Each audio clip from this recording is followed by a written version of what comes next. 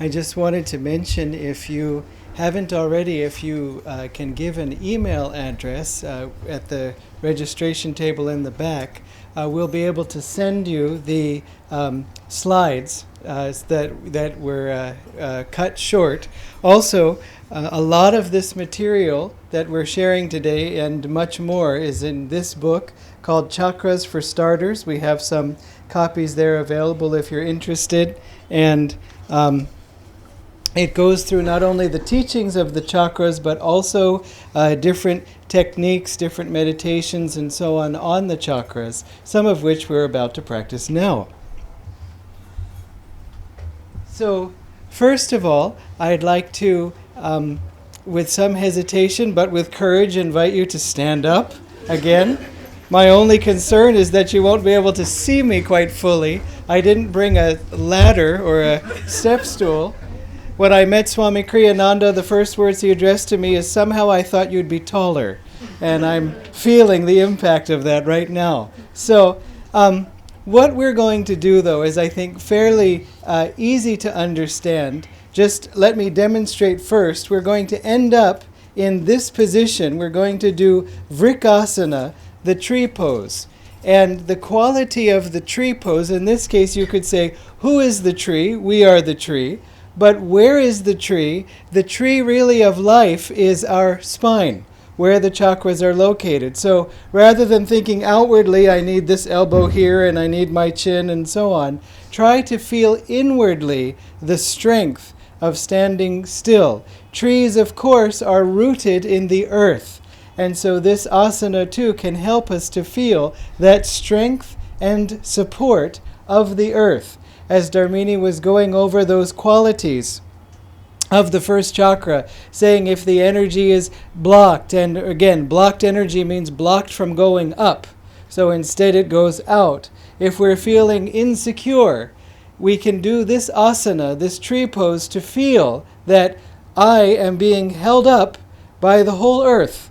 I am not having to hold myself up. The earth is supporting me. It's holding me. I'm not just adrift in space and at any moment might be knocked out. I have that support. And this can help us to feel. Because as she was discussing about bliss and about the goal of using the chakras rightly, it means their energy is that we feel something. We experience. It's not really a thinking experience. It's a feeling experience. Thinking can help. We want to know where we're going, but ultimately we want to go there. And as she said, we will know when we get there because we will feel it. So let's just stand firmly on the ground. Try to feel the floor beneath your feet. Feel its firmness, its strength. It is holding you entirely up, and it's holding this entire room full of us up without any difficulty. It is solid, firm bedrock upon which we can rest and not worry.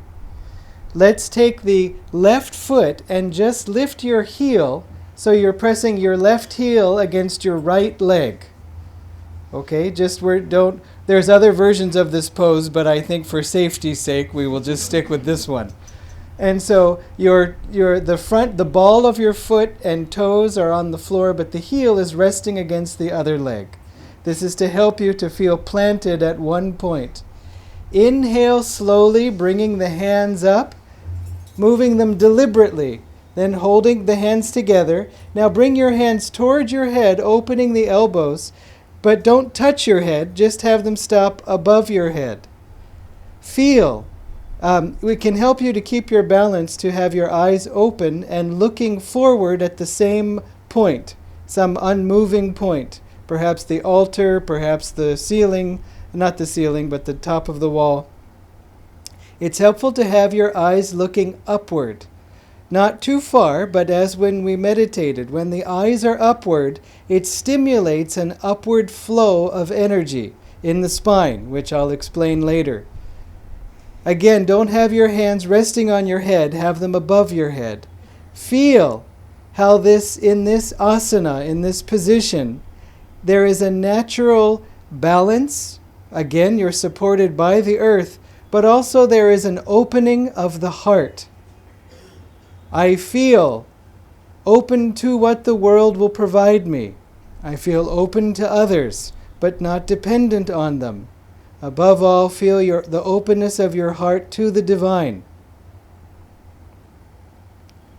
And with the eyes looking upward, let's say an affirmation together for this asana. The affirmation is, I am calm, I am poised. Poised meaning balanced. Let's say this together. I am calm.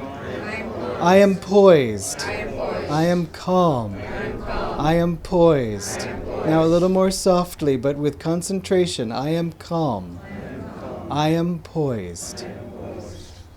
Hold this asana a little longer. If you need to come out of it at any time, feel free. Again, feel the strength in your own spine.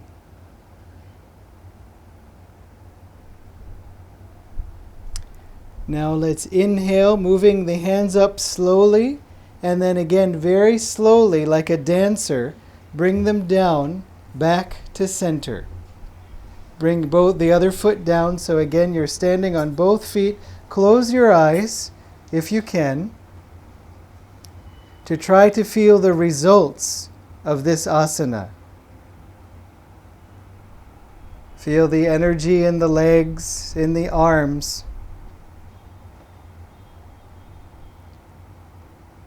Try to center all your energy in the spine, in the middle of your being, and then to raise it upward, concentrating at the spiritual eye.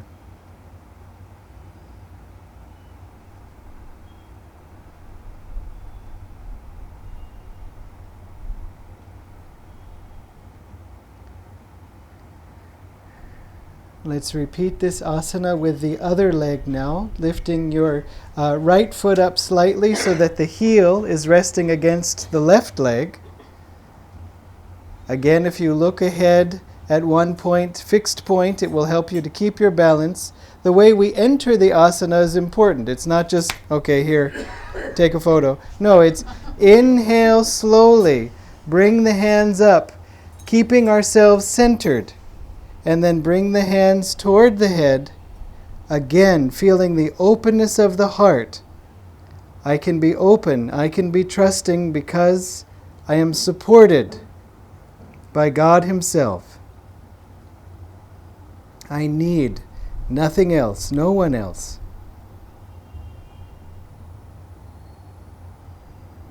We'll repeat the affirmation again this time, but just mentally, silently, in our own minds with deep concentration. Say to yourself silently, I am calm, I am poised.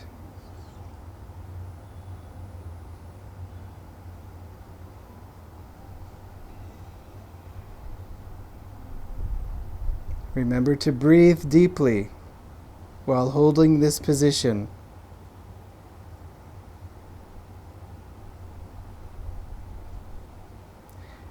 And now let's inhale, raising the hands up slowly, and then again exhale, bring them down slowly back to center. Both feet flat on the floor.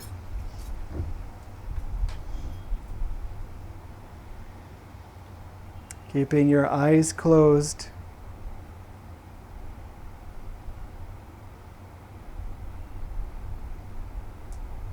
Concentrating at the point between the eyebrows and slightly above.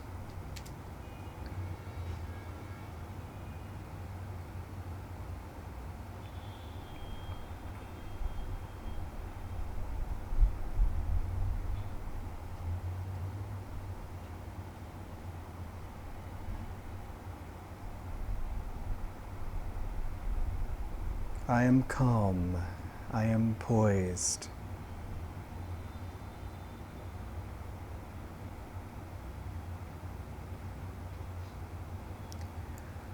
All right, the next asana we'll do, which will be our last one, is Chandrasana, the moon pose or half moon pose. This will help us partly to tune into the water element. The moon, of course, is described, at least in astrology, as related to water. And of course, there's the opposite to the sun, fire. But in any case, we want to try not to think, as I said, but to feel. Let me first show you where we're going. We're going to be inhaling the hands up like this, stretching up, and then coming over to one side in such a way that your body is flat, as if pressed between two plates of glass, as opposed to not leaning forward. Your elbows should be in one line this way, not moving forward to get the full stretch on the spine. You only have to go over far enough to feel a stretch in your spine. This is not a how far can you go contest. It is just for you to feel in your own spine. This particular stretch is energizing to the spine and releases tension on the opposite side of your body.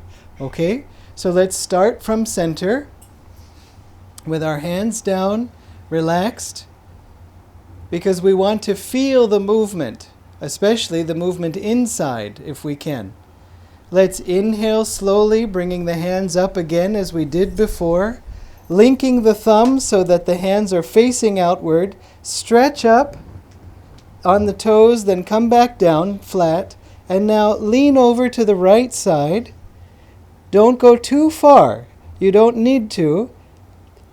Just enough so you feel a stretch on the left side of your body, and also you feel your spine being stretched.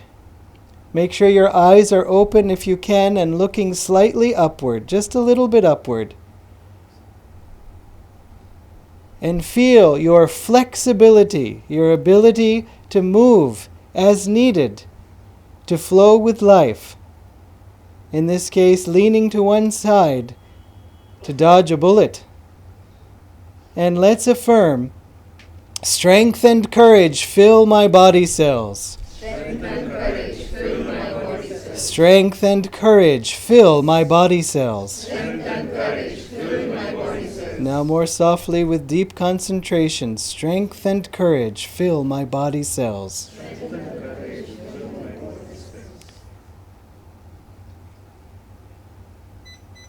Take a deep breath.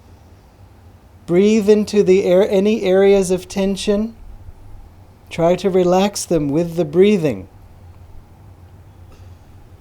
When you're ready, inhale, coming up, straight up again, and then very slowly exhale, bringing the hands again, as if in a dance, back to center.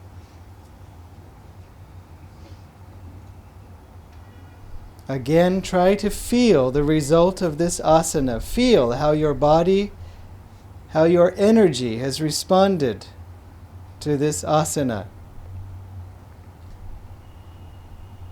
You might feel, for example, the difference. The left side of your body may feel warmer or stretched or alive compared to the other side. Above all, feel the strength of your own being.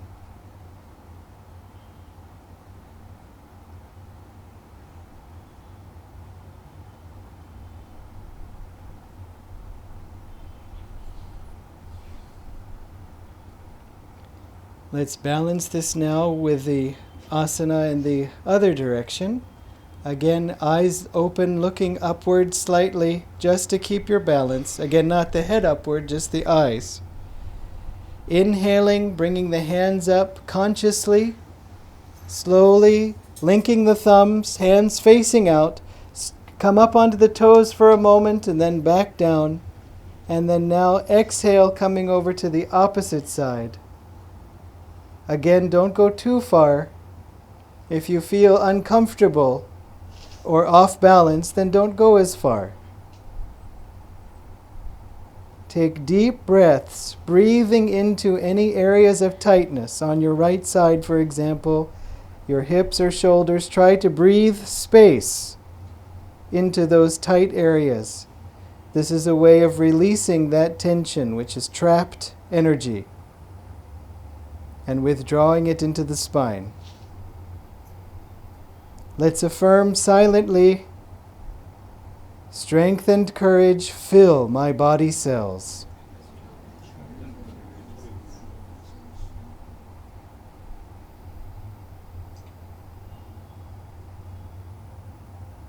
Continue to breathe.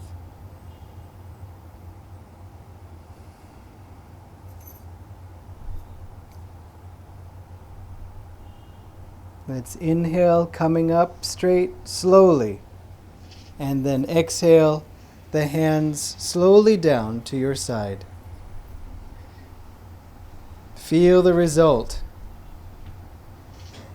of this asana.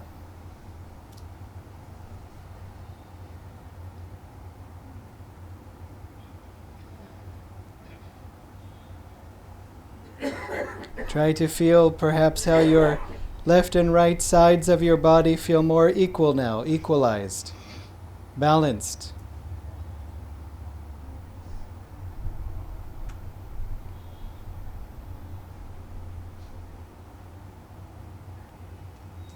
Om Shanti Shanti Shanti.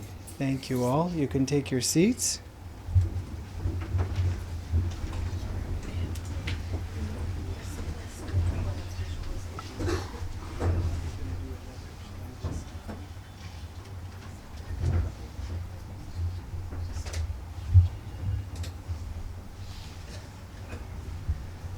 All right. I'd like to have us do one more technique before we go on. And so to do that, let's take the energy that we've already generated through the asanas and try to hang on to that feeling. So let's just sit up straight. I'm standing, but you all, if you can, if you are sitting, if you could sit up straight, again in meditative posture, which means our back is away from the back of the chair, our shoulders are rolled back and relaxed, our chin is parallel to the ground,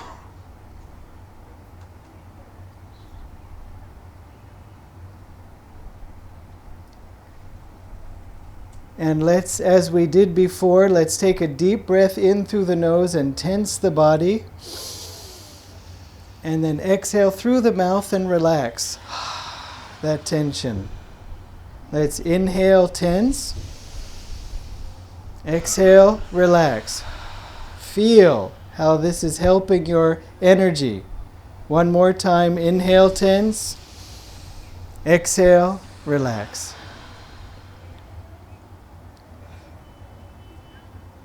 Dharmini was sharing with us about the astral spine. Let us try to tune into the astral spine within the astral body. The first thing we can do is try to feel our physical spine. It is a large column of bone that runs through the middle of our body. It's not just the bumps that we feel along our back. Those are the tiniest part of the spine. The spine is much bigger. While sitting up straight, the straight spine allows the energy to flow freely, just as in a hose. If we bend the hose, the flow is obstructed, it's blocked, slowed down. When the hose is fully straight, the water can flow. In this case, the energy in the spine can flow. Let us just move our bodies to the left and to the right, just a little bit, swaying, concentrating on the middle of the body. Feel how your spine resists the motion. How as you go to one side, your spine, you can feel inside of you resisting that motion. Try to move just a little less until you come completely to center. Exactly where your spine is located, right in your middle.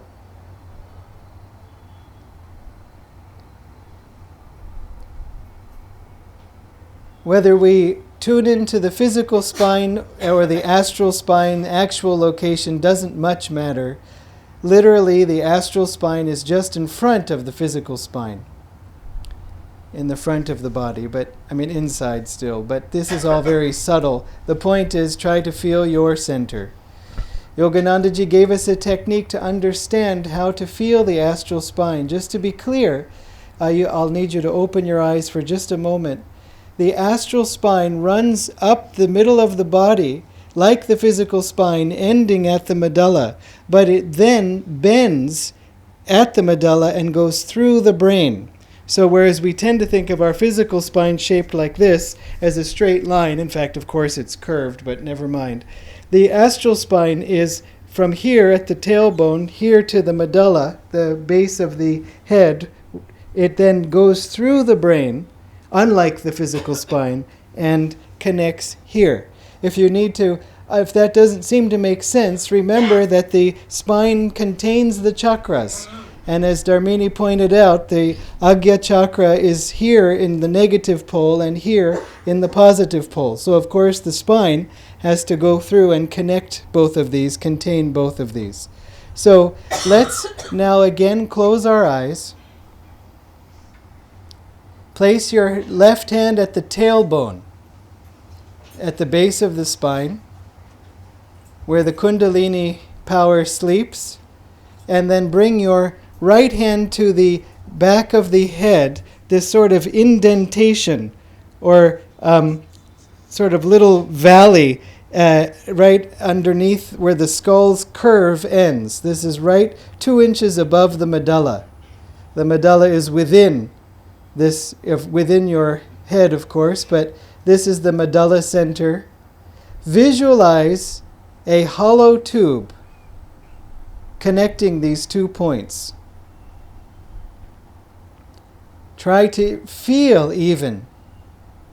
There is a tube or a cylinder, a hose full of energy connecting these 2 points, passing within your body. In fact, there is. And now, keeping your right hand in place, move your left hand to touch your forehead between the eyebrows and slightly above.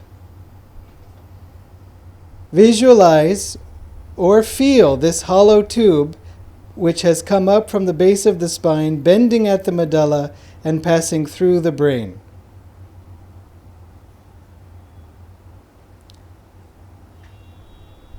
Okay, let's put our hands down now, back into meditative posture.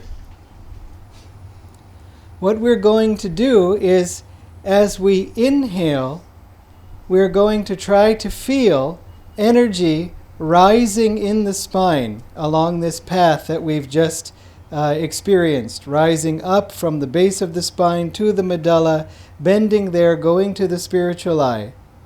Then, as we exhale, we're going to visualize or feel that energy descending back the way it came, creating a circuit or a loop of energy. I'll explain more about how this technique works and why, but for now let's just experience it. We'll do this technique without controlling the breath, ultimately, but for now I would like us to take a long, slow, deep breath in through the nose and feel or visualize this energy rising up your spine as you do so, bending at the base of the head, going through the brain. And then exhale slowly. Feel or visualize that energy descending from the medulla and back down. So a long, slow inhalation through the nose, rising energy up the spine. A long, slow exhalation. See or feel that energy descending down the spine. Again, a slow inhalation. If you don't feel the energy, you can visualize it as light rising up the spine, through the chakras, to the spiritual eye, the Agya chakra. Then, exhaling. Feel that energy descending, drawing more deeply within ourselves.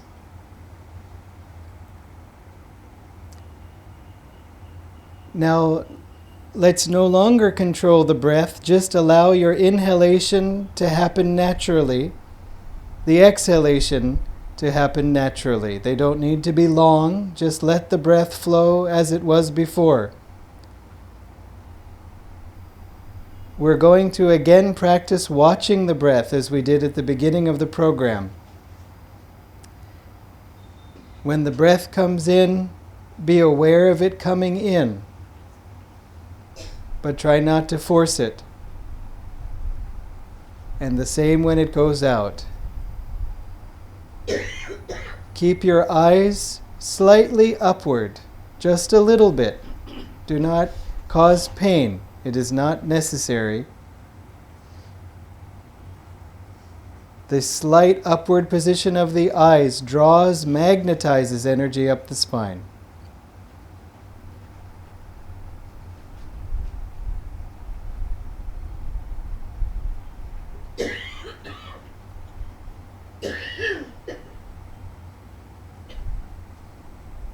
So as we inhale, naturally feel or visualize the energy rising up the spine, along with the breath. And as we exhale, feel or visualize the energy descending with your exhalation. Try not to control the breath now, but try to be aware of these spinal currents, rising when you inhale, descending when you exhale. Try to feel that. We'll practice this together just for a few minutes. So our goal at this point was to give you an experience of a meditation technique that you can practice regularly if you like. You can add it into your sadhana. This is what we just did, is called watching the breath in the spine. You know, watching the breath, that's what we did first.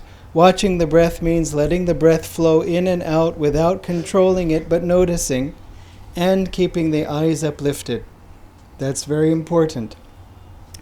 In this case, we are also trying to feel the energy rise up the spine as we inhale and then descend back down the astral spine as we exhale. So rising when the breath comes in, descending when the breath comes out. This is what, in fact, happens, whether we visualize it or feel it or not. You see, there are, as you may be aware, through the chakras there are passing two channels. There is a physical nerve channels, but in the astral spine you can think of them as energy channels or conduits. They're Sanskrit names for the one that, for simplification, you can think of it as rising up the left side of the spine. In fact, these two crisscross at each of the chakras, but this one on the left side begins and ends on the left, and it's called Irda, ID.A. Irda is up the left side, Pingala is what descends down the right side. So Irda and Pingala are these two channels. Just to fill it all in, if you've heard these words, the rising energy current is called pran. The descending current is called apan. Not apran, but apan. And finally, interestingly, another name for the rising current given in the yogic texts is just simply ha. And the descending current is ta. Ha, ta. Have you ever heard those sounds put together? Of course you have. Hatha yoga. In fact, that's where hatha yoga gets its name from, is balancing these energy currents in the spine. All of yoga, pranayama, asanas, meditation, mudras, japa, all of these have as their focus to center the energy in the spine and to raise it. Why? So that we can achieve yoga, which is to say union. As Dharmini said, once our energy fully gathers here, a subtle channel opens. It is called the exit. It is how we can leave this Maya. And you can come back also if you want to, at least to say hi. Don't be scared. You have control then of yourself, really true control. But until then, we are working on attaining that. So, every time you choose to inhale, like that, what you do first, perhaps unconsciously, is send energy up the Irda Nadi, the Irda nerve channel, or spinal channel, I should say. Every time you choose to exhale, the energy descends in Pingala. It is not that when you breathe, energy then rises. First the energy rises, then you breathe. The rising current in Irda causes the lungs, causes the inhalation. Okay, so it is this cause is in the spine. This happens all day long. When any of us are breathing, whether we know about Irda or Pingala, whether we can spell them, whether we know how many chakras there are or not, this rising and falling current is happening. No, really it is these two channels, Irda and Pingala, are not the passages through which the Kundalini travels. We've been talking about Kundalini already. This Kundalini power is this sleeping power. It is essentially your fuel, your rocket fuel. With the use of this Kundalini, we can exit this land of Maya to become enlightened, to become free, liberated. This energy needs to be brought up here, the Kundalini energy. When we are the body is first formed. The first cells of the body subdivide. The first structure created is the medulla. And from there, cosmic energy is drawn in, as Dharmini was saying. The brain forms in this direction, and the spine grows down in this direction. If you've seen a child in utero, that's when it starts to form, the first thing you see is a little stick. That's the spine. That's the first thing formed. You've got to first get your chakras in place before you can go further.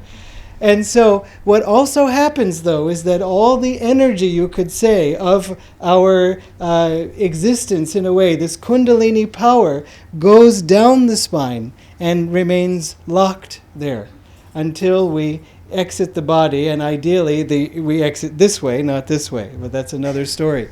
So our goal is to safely raise this Kundalini energy to this point. This is what yoga addresses itself to, and particularly Kriya Yoga. And so the Kundalini power rises not in Irda and Pingala, but in a deep channel within the spine. You can think of it as between them, called the Sushumna. And the Sushumna is this hollow tube I was asking you to visualize when we put our hand here and here. It's the Sushumna. I said hollow, meaning open, clear, no vrittis, no seeds of karma blocking any passage of anything. It's good to visualize that anyway. And to try to feel this Kundalini energy rising and falling in the Sushumna. Falling means not going back down to sleep, but drawing more within ourselves. You notice how when we are happy, we tend to inhale, energy rising in the spine. Remember, energy rises, we inhale. We look up. You see somebody and you don't, if in this posture, that you don't hear them say, gosh, I'm so unhappy. You in every language we have, I feel up, I feel high, I'm floating. And when we feel sad, especially with children, you see, time to do homework. The spine bends, the energy goes down the spine. And so it's reflected in our very language, in our attitudes. So, however, when we are tuning, we can think of it another way, as Dharmini was saying, outward and inward. When we inhale, it's almost as if we're breathing in life. We're embracing it, we're accepting it, we're open to it. But when we exhale, it's not necessarily that we're negating it, but we are withdrawing back within ourselves. You notice sometimes with illness, it prevents us from any outward activity, but it allows us to spend some time just with ourselves, sometimes just alone, withdrawing from the world. And sometimes after such a period, people become very philosophical, even spiritual, because they realized as long as they had health, everything was fine. But without health, it makes us look for something more certain than just this body. So, what Kriya Yoga helps us to do is to raise this energy safely up the spine by creating a magnet at the top of the spine. If you want to think of one word, one sentence, what does Kriya Yoga do? It magnetizes the spine to allow the energy to rise up through the chakras, clearing them of their blockages. Just to reiterate what Dharmini said, if the chakras are blocked, what are they blocked with? Seeds of karma, trapped energy, energy that's already committed and isn't free to flow. These are the vrittis, as she called them. This is what, in fact, Patanjali defines the purpose of yoga is. Yogas chitta vritti. Vritti, nirodha. And this is the second Yoga Sutra. Yoga is the neutralization of the vrittis, of feeling. One way you can understand it, there are many ways, but one is the vrittis of desire, seeds of desire. We traditionally think of karma as action, and it is, but it's action initiated by desire. And unfulfilled karma, karma that is still with us, can equally validly thought of as unfulfilled desire. Desires we have, we didn't get what we wanted or we got what we didn't want. And we're still bitter about it, as she was saying. And so we're holding on to it. You know this if you're waiting for a flight, or anything, and it's delayed. And, the first 10 minutes, fine. The second 10 minutes, okay, fine. And they announce one more half hour and just... And finally, they say, all aboard. Get out of my way. I want that overhead bin space. We just charge forward. It's like we've been slow. As soon as we are allowed in, we relax. Because until then, we've been holding on to this unfulfilled desire. I have to get onto the plane or off the plane or anywhere. That we feel this return of energy because we're no longer clenched. And so this is what happens, in fact, every time you meditate. Forget Kriya Yoga for a moment. Every time you meditate, Yoganandaji said, some karma is dissolved. Now that's a pretty big statement. Every time you meditate, some of these seeds of karma are dissolved or burned up. This is why meditation helps you to grow so quickly, because it works directly with the problem. The problem are these seeds of karma impeding the flow of the Kundalini power. In fact, as the Kundalini power begins to rise, you can think of it as sort of a foreign army having occupied our land. And so the ego is the captain of the foreign army. But every time the energy starts to rise, it enlists some of the energy of the chakras. It's as if you, the commander of the rebels, are going to each village and recruiting people, and you get 100 soldiers from this village and some more from the next village, and slowly the army swells until it's strong enough to overthrow the usurper. And so similarly, as the Kundalini energy rises even a little, some of the energy of the chakra that Dharmini was talking about, each of these chakras, also starts to direct itself upward. And the chakras slowly begin to feed upward into ultimately coming here and taking back the kingdom. This is actually a very deep teaching. I will just allude to it very briefly because it takes a lot more to go into. But Yoganandaji gave an interpretation of the Bhagavad-Gita according to the teachings of Sri Yukteswar and Lahiri Mahashaya, that in fact the Bhagavad-Gita, the Mahabharata, has deep symbolism in it as well as the outer historical events. He said that the 5 Pandavas actually also represent the 5 chakras. This is one reason why they're so powerful, and also why if you basically have the Pandavas with you and getting along and working, you can win the war. You can guess where Krishna is, of course, the Kutastha Chaitanya. However, one hint about how this could be so, how Vyasa could have woven this into the story, is that it's the story of Draupadi. And Lahiri Mahashaya said Draupadi represents Kundalini. And why? How would we even say this? Well, remember the story of Draupadi, how she married all the 5 brothers. Kunti said, share the prize with everyone. And they kind of looked at each other like, oh. And even she was a little surprised when she realized what she had said. And they said, but the mother's word could not be falsified, and so therefore they had to do it. The moral of this story is not that the mother's word can never be falsified. Many mothers tell me, no, that is what the story means. But in fact, what it represents is that Kundalini in uniting with Draupadi in marrying each of the brothers is representing the Kundalini rising and uniting with each of the chakras. Of course it makes sense, because what other purpose could it mean? We don't normally have this kind of thing in Indian society and most societies. In Tibet, actually, this practice of polyandry does occur sometimes, or did. But it's not a deep teaching or one that's implemented anywhere. In fact, it's a part of the story that doesn't make sense until you understand it in this way. That's a whole other subject. We have a book there in the back, The Essence of the Bhagavad-Gita, that explains all of these teachings, stanza by stanza, including this particular one. The last thing I want to mention about Kriya Yoga is that Kriya Yoga helps greatly to accelerate the clearing away of karma. Yoganandaji said one practice of Kriya, which takes 30 seconds, can free you, or to put it another way, can give you the same spiritual advancement as 1 year of proper living. And so with each round of Kriya, does that mean that you get 1 more year of growth? No, 1 year of proper living. Not just 1 year of living. I mean, even 1 day of proper living is a little bit custom sometimes.